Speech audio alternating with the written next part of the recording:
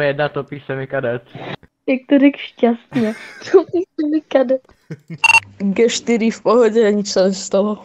G4 topí se mi tu vypíčel. Adam 1 není jako lodička 2.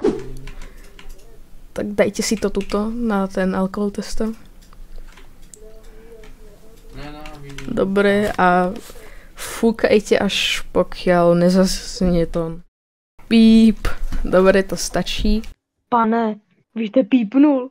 Kadet, ale má pípat ten alkohol test, ne vy. Ale však to bol ten alkohol test. No, ale já jsem slyšel vás, jakoby. Už žijeme v té milánské televizi. Dámy a pánové, velitel státní policie během 1 hodiny utopil 2 auta. Tak tady máte vyjádření velitele. Tak, tady to je jasně kampaň, všechno je to Photoshop, nebo jak se jmenuje, nic takového se nestalo.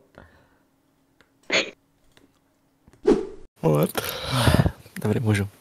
Kadet, No? jestli se takhle budete chovat ve službě, tak končíte nahned. Ne, pardon. Tak, akce. Kadet, vy dostanete jako místo akademie testů, dostanete povinnou četbu. Nebo já nevím. Jste úplně tupej, že to není možný, ani číst neumíte. Znova. Pane, poslouchejte, máte právo nevypovídat, všechno řeknete, může a bude u soudu.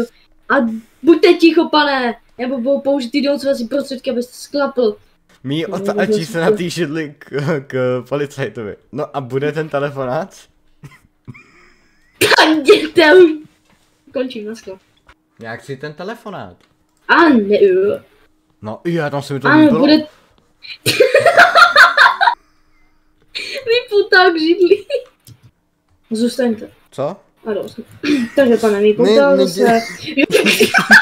Je, no tak mě pusťte a já jdu teda. Nikdy se nestalo. No tak já jdu, dejte se.